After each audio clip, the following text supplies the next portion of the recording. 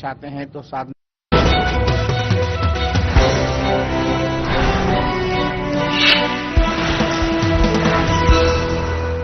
Headlines presented by Shri Guru Ram Rai University, Dehradun, first ICAR accredited university of Uttarakhand. Uttarakhand भाषा संस्थान और प्रबंध कार्यकारिणी समिति की बैठक सीएम धामी ने अधिकारियों को दिए निर्देश का लोक साहित्य को दिया जाए डिजिटल स्वरूप। देहरादून में एग्रीमित्रा उत्तराखंड महोत्सव की तैयारियां तेज, कृषि मंत्री गणेश जोशी ने की समीक्षा बैठक, व्यवस्थाओं को समय से पूरा करने के दिए निर्देश। चारधाम यात्रा के प्रवेश द्वार ऋषिकेश में यात्रा की व्यवस्थाओं से श्रद्धालु खुश, धामी सरकार की जमकर कर रहे प्रशंसा, कहा धरातल पर दिख रहे धामी के दावे। उधम सिंह नगर पुलिस की अपराधियों के खिलाफ मुहिम जारी, एसएसपी मणिकांत मिश्रा के निर्देशन में 2 शातिर आरोपी गिरफ्तार, युवक को बंधक बनाकर की बेरहमी से पिटाई। मसूरी माल रोड पर एक व्यक्ति ने शराब पीकर मचाया उड़दंग, पुलिस के सामने नशा उतरते पर व्यक्ति ने मांगी माफी, कभी भी शराब न पीने की खाई कसम।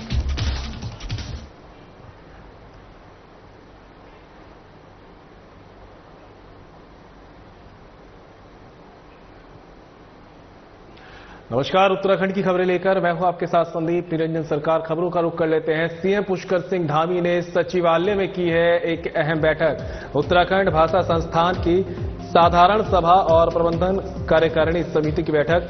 कई वर्षों से संबंधित पुस्तकें और साहित्य उपलब्ध कराने के लिए बड़े प्रशासकों का सहयोग लेने पर बनी सहमति। उत्तराखंड की बोलियों का भाषाई मानचित्र बनाएगा उत्तराखंड भाषा संस्थान। दीर्घकालीन साहित्य सेवी सम्मान प्रदान करेगी राज्य सरकार। उत्तराखंड साहित्य गौरव सम्मान की राशि 5 लाख से बढ़कर होगी 5,51,000। सीएम धामी ने अधिकारियों को दिए निर्देश। उत्तराखंड की बोलियों, लोक कथाओं, लोकगीतों और साहित्यों का करें डिजिटलीकरण। स्कूलों में स्थानीय बोली पर भाषण, निबंध प्रतियोगिताओं का करें आयोजन। उत्तराखंड भाषा और साहित्य का बड़े स्तर पर करें महोत्सव। युवा रचनाकारों को प्रोत्साहित करने के लिए युवा कलमकार प्रतियोगिता का करें आयोजन। राज्य के दूरस्थ स्थानों तक सचल पुस्तकालयों की करें व्यवस्था। प्रकृति के बीच साहित्य सृजन, साहित्यकारों के मध्य गोष्ठी, चर्चा परिचर्चा के लिए बनाए जाएंगे 2 साहित्य ग्राम। सीएम धामी ने की प्रदेश वासियों से अपील, भेंट स्वरूप बुके के बदले बुके के प्रचलन को दे बढ़ावा। पिछले 3 सालों में भाषा संस्थान ने की कई नई पहल शुरू, कहना भाषा मंत्री सुबोध उनियाल का। भाषाओं के संरक्षण, संवर्धन और स्थानीय बोलियों को दिया जा रहा बढ़ावा। भाषा की दिशा में लोगों को किया जा रहा प्रोत्साहित। राज्य सरकार दे रही अनेकों पुरस्कार।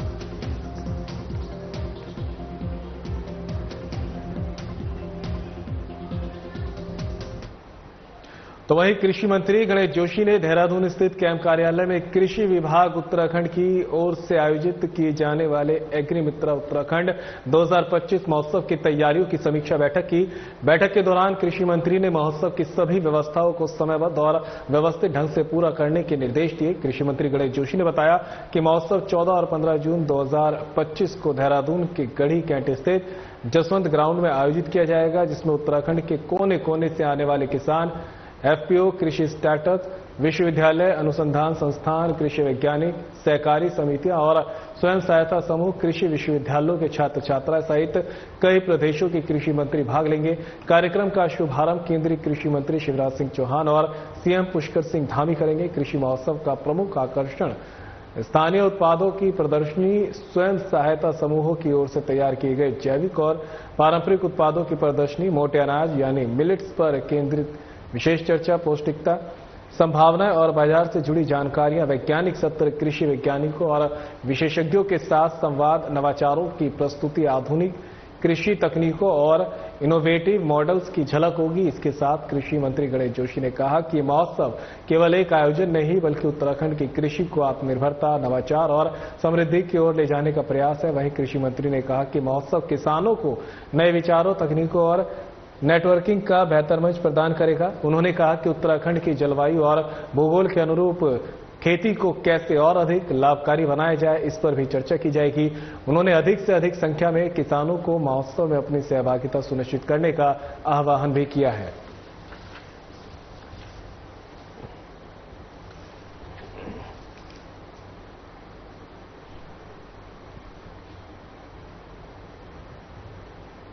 नगर पालिका परिषद मसूरी की ओर से शहर के शौचालयों को अत्याधुनिक बनाए जाने के लिए कार्य किया जा रहा है। माल रोड के साथ ही समस्त नगर पालिका क्षेत्र में शौचालयों को आधुनिक बनाने का कार्य किया जा रहा है। वहीं कई शौचालयों का कार्य पूर्ण हो चुका है और बचे हुए शौचालयों पर युद्ध स्तर पर कार्य किया जा रहा है ताकि पर्यटकों के साथ ही आम लोगों को भी असुविधा का सामना न करना पड़े। कार्य की गुणवत्ता पर विशेष ध्यान दिया जा रहा है और नगर पालिका की ओर से सभी शौचालयों का निरीक्षण किया जा रहा है। वहीं नगर पालिका परिषद मसूरी के अध्यक्ष मीरा सकलानी स्वयं संबंधित ठेकेदारों से कार्य की गुणवत्ता और सभी सुविधाओं से सुसज्जित शौचालयों को लेकर लगातार वार्ता कर रही हैं। नगर पालिका अध्यक्ष मीरा सकलानी ने कहा कि शहर के सभी शौचालयों की मरम्मत का कार्य किया जा रहा है। कार्य की गुणवत्ता को लेकर किसी भी प्रकार का समझौता नहीं किया जाएगा। वहीं नगर पालिका की टीम के साथ संयुक्त निरीक्षण किया जाएगा। क्वालिटी के ऊपर सवाल है। मुझे लगता है कि हम क्वालिटी में किसी भी तरीके का कोई कॉम्प्रोमाइज नहीं करने वाले हैं और अगर कहीं अभी एक ज्वाइंट निरीक्षण मैं करूंगी, हर शौचालय को खुद जाकर के देखूंगी टीम के साथ और उसमें अगर किसी भी तरीके की कोई कमी पाई जाएगी तो उसको ठीक किया जाएगा। अगर नहीं ठेकेदार जी ठीक करेंगे तो उसका पेमेंट हम रोक देंगे। हम पेमेंट क्वालिटी को चेक करके ही करें।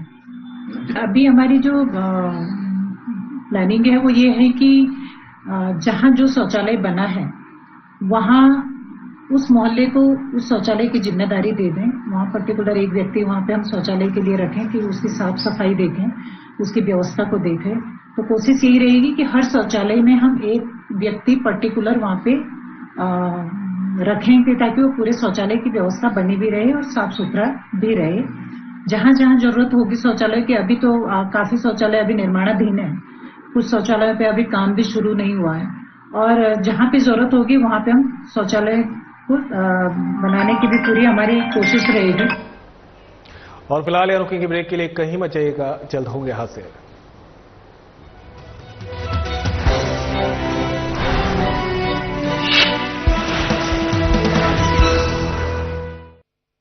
उत्तराखंड को फिल्म निर्माण का उत्कृष्ट गंतव्य बनाने हेतु प्रधानमंत्री श्री नरेंद्र मोदी जी के कुशल नेतृत्व और उत्तराखंड के मुख्यमंत्री श्री पुष्कर सिंह धामी जी के मार्गदर्शन में राज्य में नई फिल्म नीति उत्तराखंड फिल्म नीति 2024 लागू की गई है। इससे फिल्म उद्योग को नई दिशा मिलेगी और स्थानीय लोगों के लिए रोजगार की संभावनाएं बढ़ेंगी। राज्य में फिल्म निर्माण को प्रोत्साहित करने हेतु फिल्म निर्माताओं के लिए अनुदान का प्रावधान है। इस नीति 2024 के तहत हिंदी और संविधान की 8वीं अनुसूची में सम्मिलित अन्य भाषाओं की फिल्मों पर प्रदेश में व्यय की गई कुल राशि का 30% या अधिकतम 3 करोड़ रुपए तक का अनुदान दिया जा रहा है, जिनमें OTT, web series, TV serial, documentary, short film को भी सम्मिलित किया गया है। क्षेत्रीय भाषाओं में बनने वाली फिल्मों को प्रोत्साहित करने के लिए फिल्म अनुदान की राशि को पहले से बढ़ाकर अधिकतम 2 करोड़ तक किया गया है, जिसके फलस्वरूप क्षेत्रीय भाषाओं में फिल्म निर्माण पर सकारात्मक प्रभाव पड़ा है और अब पहले से भी ज्यादा फिल्म प्रदेश में बन रही है। पिछले कुछ वर्षों में उत्तराखंड को कई राष्ट्रीय फिल्म पुरस्कारों से भी सम्मानित किया गया है। उत्तराखंड में प्राकृतिक सुंदरता, धार्मिक स्थान और ऐतिहासिक स्थल फिल्म निर्माताओं को आकर्षित कर रहे हैं। राज्य में शूटिंग को बढ़ावा देने के लिए फिल्म विकास परिषद द्वारा ऑनलाइन सिंगल विंडो सिस्टम द्वारा निःशुल्क अनुमति प्रदान की जा रही है। राज्य सरकार फिल्म निर्माण को बढ़ावा देने और स्थानीय प्रतिभाओं को प्रोत्साहित करने के उद्देश्य से फिल्म सिटी और फिल्म संस्थान स्थापित करने की योजना बना रही है। इस नीति के तहत 3T यानी टैलेंट, टेक्नोलॉजी और ट्रेनिंग के तीनों पक्षों पर बल देते हुए 360 डिग्री इकोसिस्टम बनाया जा रहा है, जिससे स्थानीय युवाओं को फिल्म उद्योग में काम करने के लिए तैयार किया जा सकेगा और प्रशिक्षित पेशेवरों के लिए फिल्म और मीडिया उद्योग में काम करने के अवसर बढ़ेंगे। राज्य में फिल्म निर्माण के लिए विकसित किया जा रहा इंफ्रास्ट्रक्चर जैसे शूटिंग स्टूडियोज, प्रोडक्शन हाउसेज न केवल फिल्म उद्योग को बल देंगी बल्कि राज्य में अन्य निवेशकों को भी आकर्षित करेंगी। राज्य सरकार फिल्म निर्माण उद्योग को प्रोत्साहित करने और इसके विकास में सहयोग करने को प्रतिबद्ध है।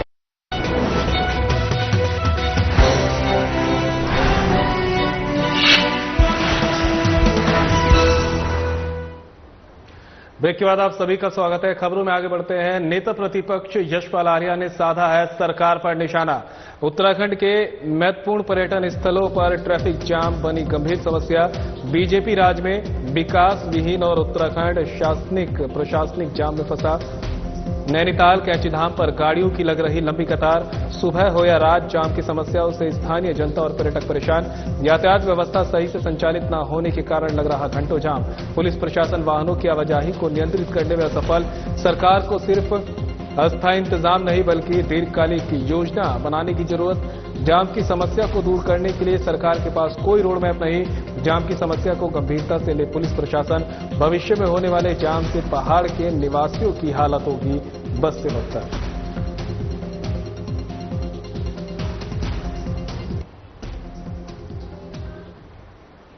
माल रोड स्थित गर्ग क्लिनिक को तोड़ने का मामला लगातार अब तूल पकड़ता जा रहा है। जहां एक और क्षेत्रीय सभासद की ओर से इस मामले में पहली बोर्ड बैठक में डिस्पेंसरी निर्माण का प्रस्ताव सदन में रखा गया था, वहीं पूर्व में नगर पालिका बोर्ड की तरफ से रातों रात डिस्पेंसरी को तोड़ दिया गया था, जिसके बाद क्षेत्रीय सभासद की ओर से यहां पर धरना प्रदर्शन भी किया गया था। मामला उच्च न्यायालय नैनीताल पहुंच गया, जहां एक व्यक्ति ने जनहित याचिका दायर की थी, जिस पर सुनवाई करते हुए उच्च न्यायालय ने नगर पालिका को कार्य रोकने के निर्देश जारी किए। इस संबंध में नगर पालिका अध्यक्ष मीरा सकलानी ने कहा कि माल रोड पर व्यक्ति विशेष को लाभ पहुंचाने के उद्देश्य से बरसों पुराने क्लिनिक को तोड़ दिया गया था, लेकिन नगर पालिका की ओर से उच्च न्यायालय में पैरवी करते हुए क्लिनिक को दोबारा बनाया जाएगा। उन्होंने बताया कि गर्ग क्लिनिक पूर्व पालिका बोर्ड की तरफ से तोड़ दिया गया था और उन्हें उम्मीद है कि उच्च न्यायालय की ओर से यहां पर क्लिनिक बनाने की अनुमति दी जाएगी।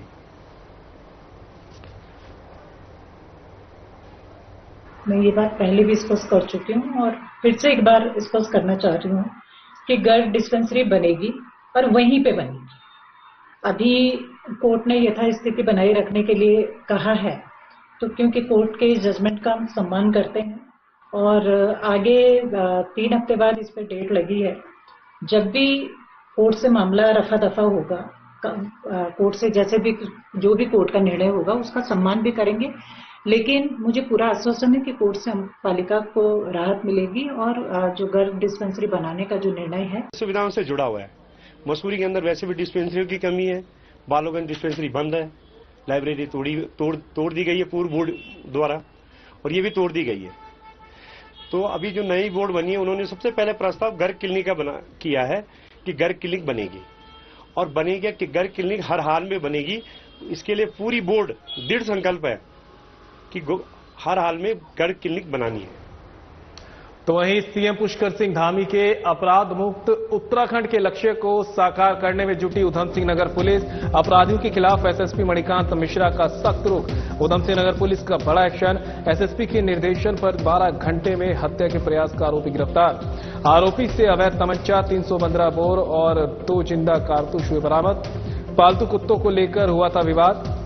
आवेश में आकर आरोपी ने अपने तमंचे से की कई राउंड फायरिंग में गोली शांति कश्यप के पेट में लगी। गंभीर रूप से घायल को अस्पताल में कराया था भर्ती। घटनास्थल से पुलिस को 6 खोखा कारतूस हुए थे बरामद। जगपाल वर्मा निवासी बरेली के रूप में हुई आरोपी की पहचान। आरोपी के आपराधिक इतिहास की जानकारी में जुटी पुलिस किसी प्रकार की हिंसा या अवैध गतिविधियों को नहीं किया जाएगा बर्दाश्त, ये कहना है एसएसपी मणिकांत मिश्रा का।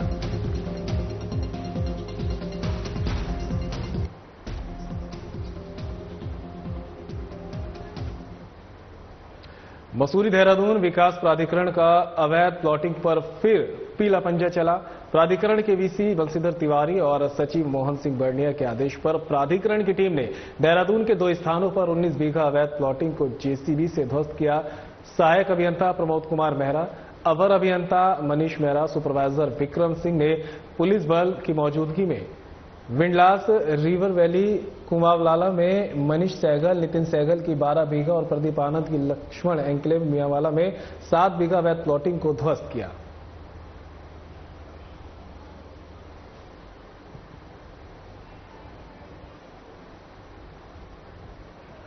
मसूरी माल रोड पर एक व्यक्ति की ओर से शराब पीकर हुड़दंग मचाया गया। पुलिस को काफी मशक्कत के बाद व्यक्ति को काबू किया गया।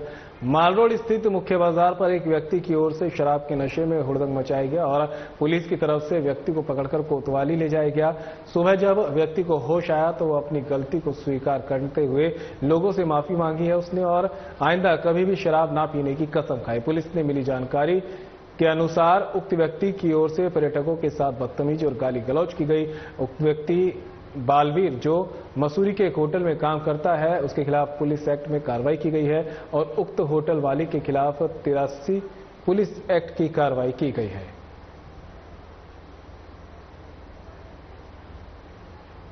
सर मेरा नाम मलकीत सिंह है। मैं चमोली डिस्ट्रिक्ट का रहने वाला हूँ। अभी वर्तमान में मजदूरी में जॉब कर रहा हूँ।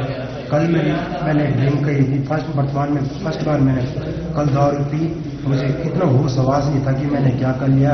अगर पब्लिक को मैंने परेशान किया होगा तो मैं क्षमाभारी हूँ। आज के बाद आगे की बात ड्रिंक नहीं पीऊंगा, ना हाथ लगाऊंगा उस पर। कल मेरी बहुत बड़ी भूल है। मैं माफी चाहता हूँ पूरी पब्लिक से कि मेरे से किसी को मेरी वाणी से किसी को ठेस पहुंच होगी तो मैं माफी चाहता हूँ। आज के बाद कभी नहीं करूंगा ऐसा गलत काम। माफ करिए। तो वहीं सीएम पुष्कर सिंह धामी के अपराध मुक्त उत्तराखंड को साकार करने में जुटे हैं एसएसपी मणिकांत मिश्रा। उधम सिंह नगर पुलिस की अपराधियों के खिलाफ मुहिम जारी। एसएसपी के कुशल निर्देशन में पुलिस कर रही ताबड़तोड़ कार्रवाई। सितारगंज पुलिस ने 8 घंटे में 2 शातिर अपराधियों को दबोचा। पुलिस ने न्यायालय के आदेश पर शातिरों को भेजा जेल। युवक को बंधक बनाकर की थी बेरहमी से पिटाई।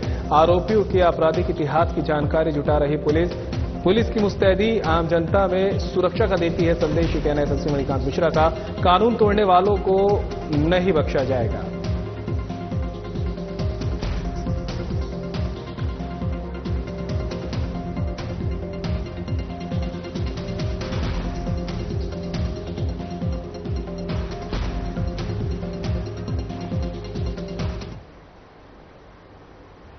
चारधाम यात्रा के प्रवेश द्वार ऋषिकेश में यात्रा पर जाने वाले श्रद्धालुओं की जो व्यवस्था धामी सरकार ने की है उससे श्रद्धालु काफी खुश नजर आ रहे हैं।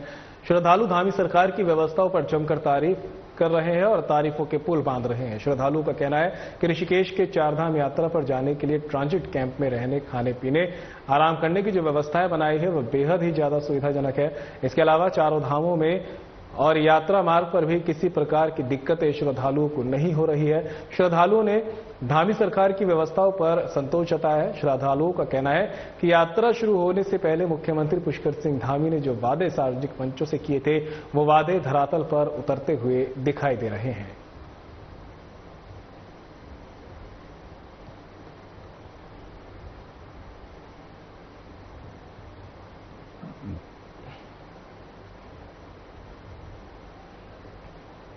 मैं 6 लोग हैं।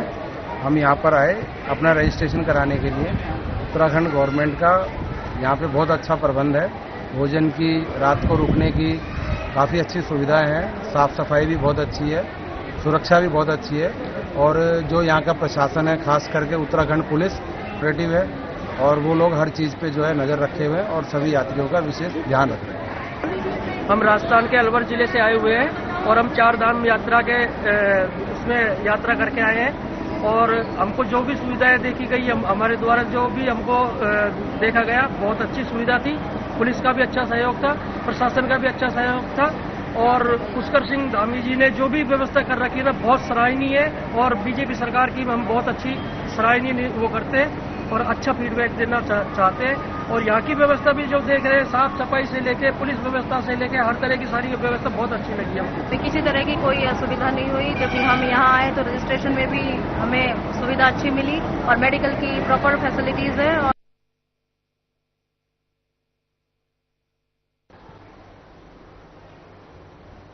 तो चारधाम यात्रा के प्रवेश द्वार ऋषिकेश में यात्रा पर जाने वाले श्रद्धालुओं के लिए जो व्यवस्था है धामी सरकार ने की है उससे श्रद्धालु काफी खुश नजर आ रहे हैं। श्रद्धालु धामी सरकार की व्यवस्थाओं पर जमकर तारीफ कर रहे हैं। साथ ही श्रद्धालुओं का कहना है कि ऋषिकेश के चारधाम यात्रा पर जाने के लिए ट्रांजिट कैंप में रहने, खाने पीने, आराम करने की व्यवस्था बनाई गई है वो बेहद ही ज्यादा सुविधाजनक है। इसके अलावा चारों धामों में और यात्रा मार्ग पर भी किसी भी प्रकार की दिक्कतें श्रद्धालुओं को नहीं हो रही। श्रद्धालुओं ने धामी सरकार की व्यवस्थाओं पर संतोष भी जताया है। श्रद्धालुओं का कहना है कि यात्रा शुरू होने से पहले मुख्यमंत्री पुष्कर सिंह धामी ने जो वादे सार्वजनिक मंचों से किए थे वो वादे धरातल पर उतरते हुए दिखाई दे रहे हैं।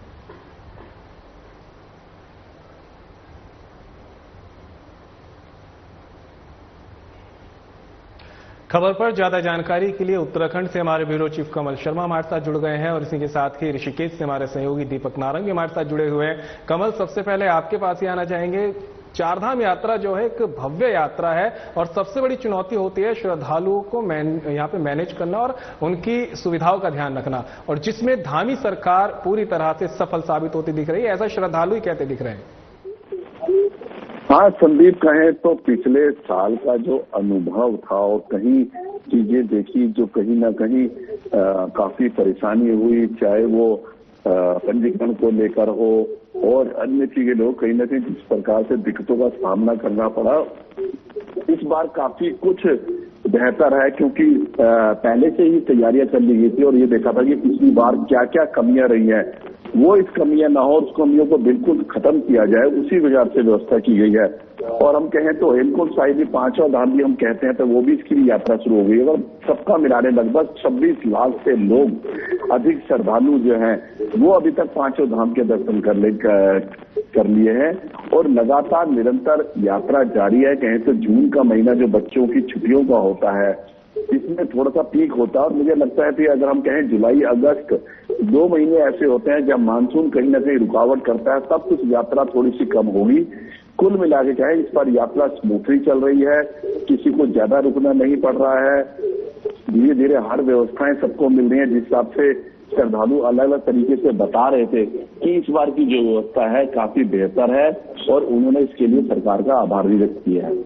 बिल्कुल कमल, दीपक भी हमारे साथ लगातार जुड़े हुए हैं। दीपक, कहा जाता है कि जब यात्रा की शुरुआत ही बता देती है कि उनका अंत कैसा होना है और यहाँ पर जब ऋषिकेश जो पहला पड़ाव है वहीं श्रद्धालुओं को पूरी सुविधाएं मिल रही है, पूरी तरह से उनमें जोश देखा जा रहा है, तो कह सकते हैं कि जो यात्रा भी है उनकी पूरी तरह से सुखद दिख रही है।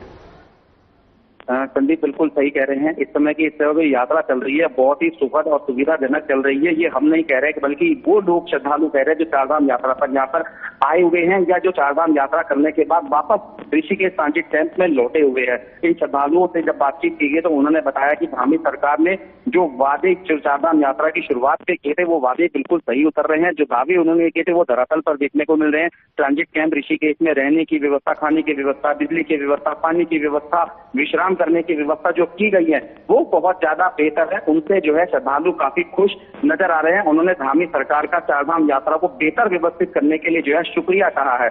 इसके अलावा जो चारधाम यात्रा से घूम करके वापस आ गए हैं वो भी धामी सरकार का शुक्रिया अदा करते नजर आ रहे हैं क्योंकि बद्री, केदार, गंगोत्री, यमुनोत्री और श्री हेमकुंड साहिब धाम के जो दर्शन करके श्रद्धालु वापस आ रहे हैं वो कह रहे हैं यात्रा मार्ग पर भी उनको भी किसी भी प्रकार की परेशानी नहीं हुई है। जगह जगह सुरक्षा के लिए चेकिंग व्यवस्था देखने को मिली है। पुलिस ने भी अच्छी तरीके से उनके साथ व्यवहार किया है। तो कहीं ना कहीं जो धामी सरकार ने वादे किए थे उनकी एक झलक धरातल पर जो देखने को मिल रही है धामी सरकार के लिए बहुत बड़ी बात है और ये आगामी यात्रा को और ज्यादा बढ़ावा देगी क्योंकि श्रद्धालुओं के अंदर एक ये रहता है कि यात्रा पर जाएंगे तो किस प्रकार की व्यवस्था मिलेगी। जो व्यवस्था इस बार देखने को मिली है, जो पहले से ही चारधाम यात्रा शुरू होने से पहले व्यवस्था बनाई जा रही थी वो बहुत अच्छी देखने को मिल रही है। ऋषिकेश में जो पंजीकरण कार्यालय है, जो ऑफलाइन पंजीकरण होते हैं, उसकी व्यवस्था इतनी अच्छी है कि लोगों को मारामारी नहीं हो रही है, लाइन में नहीं लगना पड़ रहा है और हर प्रकार की सुविधा उनको मिल रही है और खुशी खुशी वो जो है चारों धामों के दर्शन करके जो वापस आ रहे हैं। तो कह सकते हैं कि धामी सरकार की व्यवस्थाएं इस बार जो है देश दुनिया के लिए एक संदेश है कि वो खुले मन से उत्तराखंड में आए और यहाँ पे जो है चारों धामों के दर्शन कर पुण्य लाभ प्राप्त करें। संदीप। बिल्कुल दीपक, तमाम जानकारी के लिए आपका बहुत बहुत शुक्रिया। कमल, आपका भी तमाम जानकारी के लिए बहुत बहुत शुक्रिया। और फिलहाल इस बुलेटिन में मेरे साथ इतना ही, दीजिए इजाजत, नमस्कार।